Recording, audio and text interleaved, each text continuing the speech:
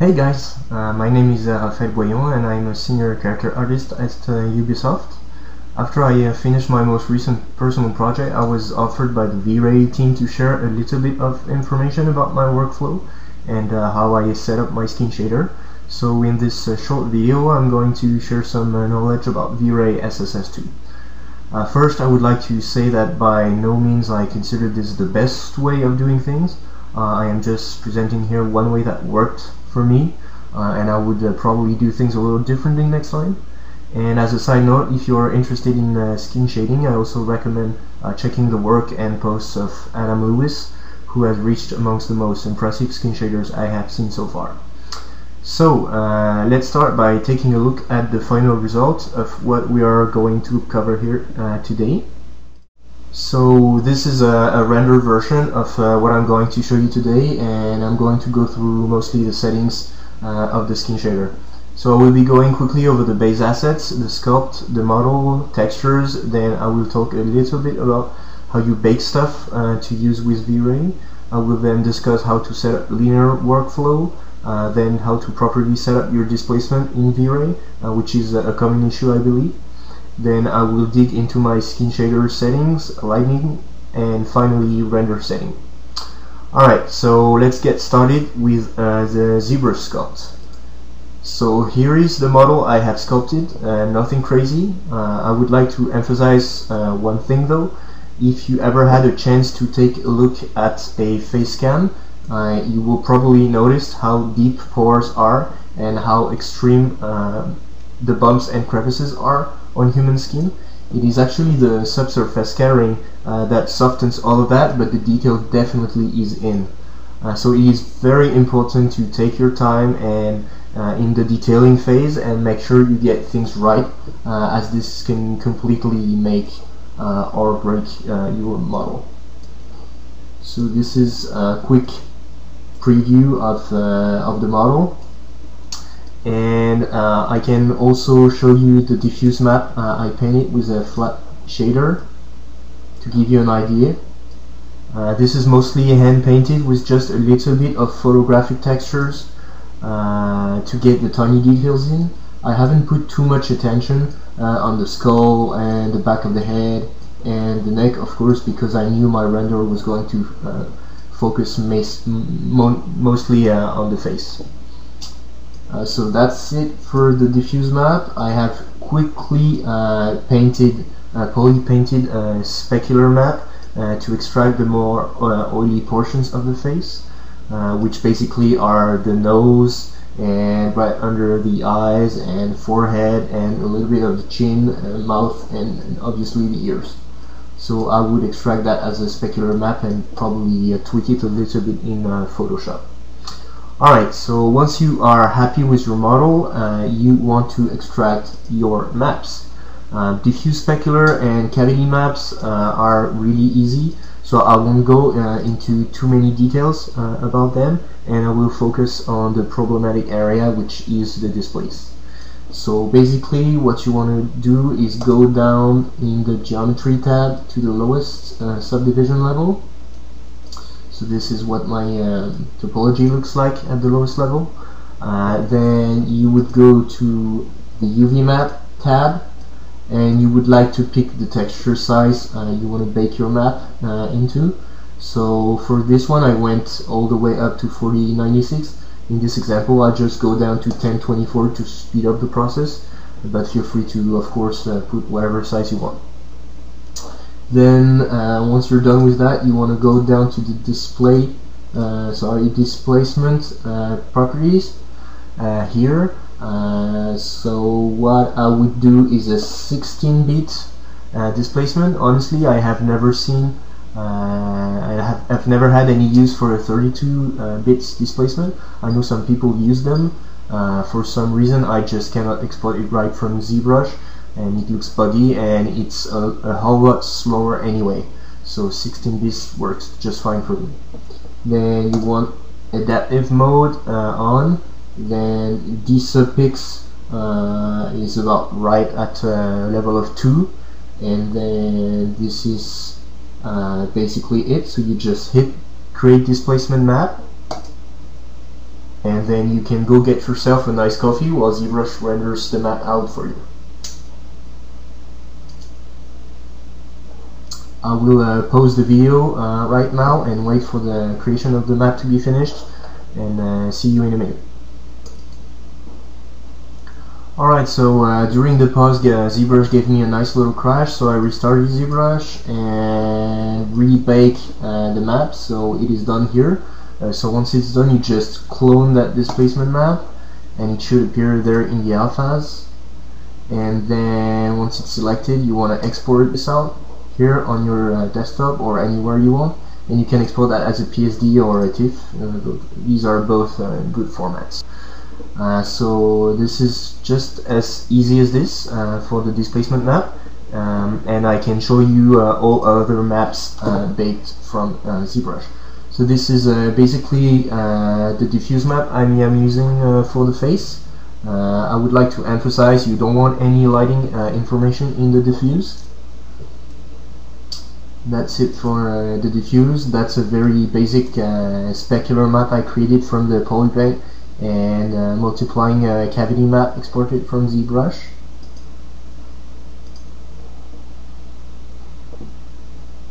This is the diffuse map I'm using for the iris of the eye. This is my displacement baked from straight from ZBrush.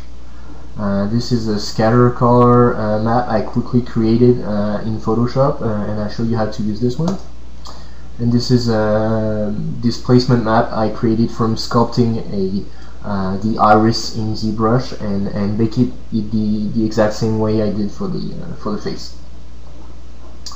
Alright, so now let's move into Max and set up the linear workflow.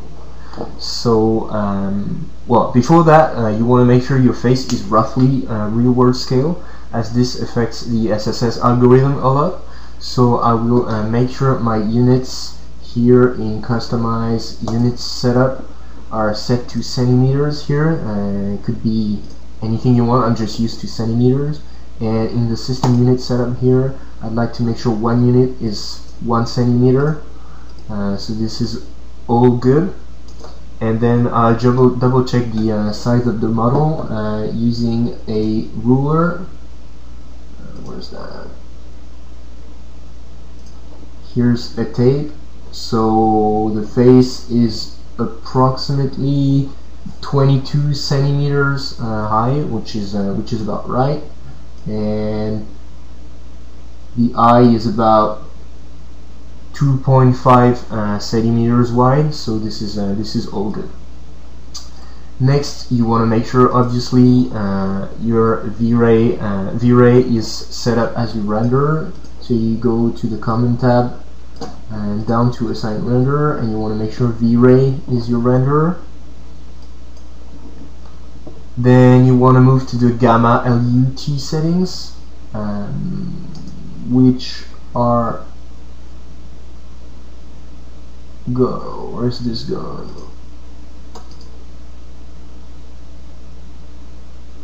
I keep forgetting here. It's in rendering and Gamma LUT setup. So you want to make sure this is enabled. Gamma is set to 2.2, and I like to have my bitmap files input gamma as 2.2 and output gamma at 2.2. One thing you want to know is that any map that describes a behavior and hues should be imported as gamma 1. Displacement, bump maps, normal maps, specular should be all gamma 1. Diffuse maps should be imported as gamma 2.2 though. So whenever I'm gonna import anything else than diffuse map, I will force it back to gamma of 1. So basically we're done with setting up linear workflow, and we can move on to setting up the displacement for our model. So I'll select the face and show you I've started by adding a turbo smooth to the face, just to smooth out the silhouette and help the displacement a little bit. Iterations of 1 is just fine. After that, you add a V-Ray displacement modifier on top and set it up this way. 2D mapping is fine as we're applying a flat texture map. Texture channel of 1 is about right. After doing some tests, I realized an amount of 0.525 was the right amount to correspond to my zebra sculpt. For the texture resolution, my map is 4K, but in this case I'm not doing extreme close-ups, so value of 2K is fine for testing. And if I'm doing a higher resolution render, I might put this up to 4K. And then the final step is to import the displacement here. So what you do is just import your displacement as a bitmap in here. You go pick your bitmap here and go select your map. And once you are done, what I like to do is open my material editor. Here it is, and then drag and drop it here as an instance, and then I can modify the settings here of my map. So here I like to put a blur value of 0.01 to make sure the map stays really sharp, and then in the output I like to put an RGB offset of -0.5. This is due to the fact ZBrush and V-Ray don't take the zero level of displacement to the same level. So if I don't put that value in, I will end up seeing my model all inflated, and I don't want that to happen. Alright, so let's nail the skin shader next. When working with skin shaders, I like to have just one small strong light, because that allows me to really test the effect of the shader, and this way I can see the red bleed in the shadows that is very typical to skin. Also, I like to do my first test without any displays, so I'm used to deactivating the V-Ray displacement here. That can speed up render time. And let's start with basic skin shader. So what you want to select here is a V-Ray Fast SSS2, and starting with yellow skin preset is always a good start. And basically I start from there, and I will show you my settings from there. So as I just said, that it's skin yellow preset. One very important setting is the scale here. It's going to affect how much subsurface scattering effect you're getting. The higher the value, the more important the effect is. Pre-pass rates for test purposes, I would probably put it down to -1. For decent renders to 0, and for really high quality renders you might bring this up to a value of 1, but here a value of 0 will be just fine. I'm going to go quickly over some of the other settings I've set up here. I suggest checking the V-Ray documentation to get a better understanding of what parameters does what. So I have the specular color that is slightly blue on the blue side. Diffuse, specular color, scatter color are basically the same as the skin yellow. Specular amount of 0.7, glossiness of 0.55. I think I've kept the specular subdiv at 12. Maybe brought them up, yeah, I brought them up from 8 to 12 just to get a little higher quality. Scatter radius, I just usually leave it at as 1, as I am using the scale to amplify the effect whenever I need it. Phase function, value of 0.75 to 0.85 works for me. For the scatter, I keep single scatter. I like to have both front lighting and back lighting, but if you don't tweak your back scattering, you can deactivate that. If your lighting rig is using GI, you really want to make sure you check this box, but that is a render time killer, so I tend to not use GI. I also like to have a pre-pass blur of 0.01 for maximum quality. So this is basically my render settings, my shader settings for the skin shader, and this is without any maps for now. Okay, so next let's have a look at my lighting rig. Again, nothing fancy. It's really simple. It's just a simple key light, that is this one, and a couple of backlights you can see here. The extra light here, you can see here, is just there for reflections in the eyes and lacrimal area. And as a matter of fact, it only affects reflection here. Both diffuse and specular are deactivated. While for the key light, it's a multiplier of 40. It's a plain light. Half length is 10, half width is 10, and it's affecting diffuse, specular, and reflection. Nothing fancy. And for the backlights, they're bigger lights, 20 by 20, multiplier of 5, and they affect diffuse, specular, and reflections. Alright, so when we're done with the lighting, let's check the renderer settings.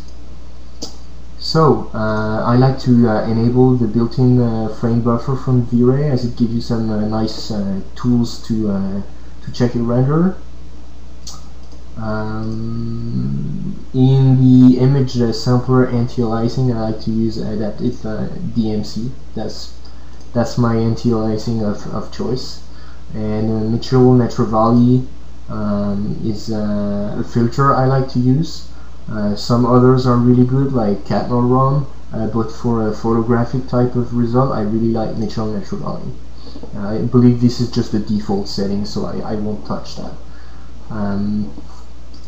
In the color mapping tab, I like to enable gamma correction and gamma of 2.2.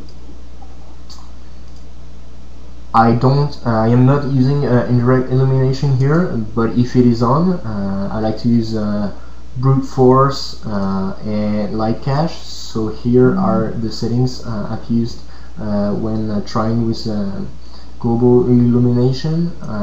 Subdiv is of 1,000, 0.02 sample size. That is for light cache, and for brute force, just a default subdiv of 8 works fine with me. But as I said, I'm not using anyway global illumination in this test. And here is the DMC Sampler. That's an important tab. I like to have an adaptive amount of 1, and the main parameter I'm playing with to affect the quality of the render and speed up or have a better quality is the noise threshold. So the smaller the value, the more accurate the render. So I'm going to be doing pretty accurate renders here, and I don't want too much noise in the render. So a value of 0.005 is going to be great.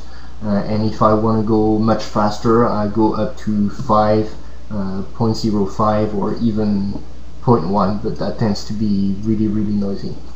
So I'll dial back to 0.05, and I believe this is it for the render settings.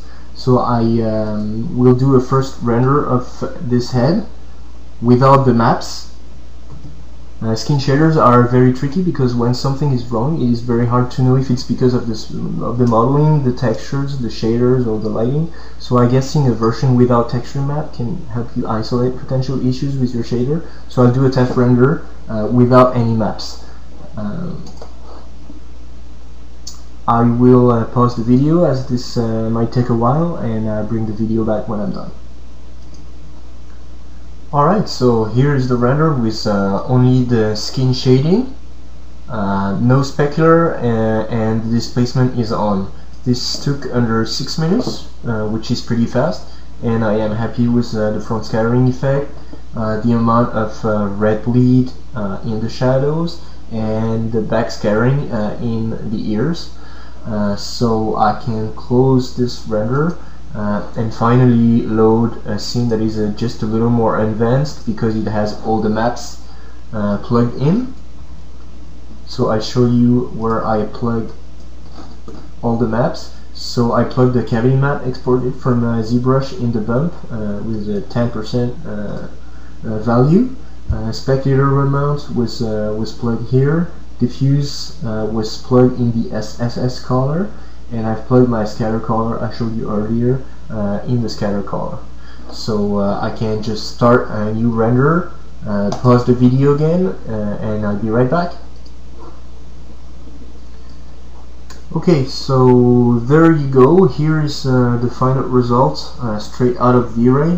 It's always possible to get this into Photoshop and do some color correction and level adjustments, but I'm fairly happy with this result. I hope this video was useful, and thanks for watching, and happy skin shading!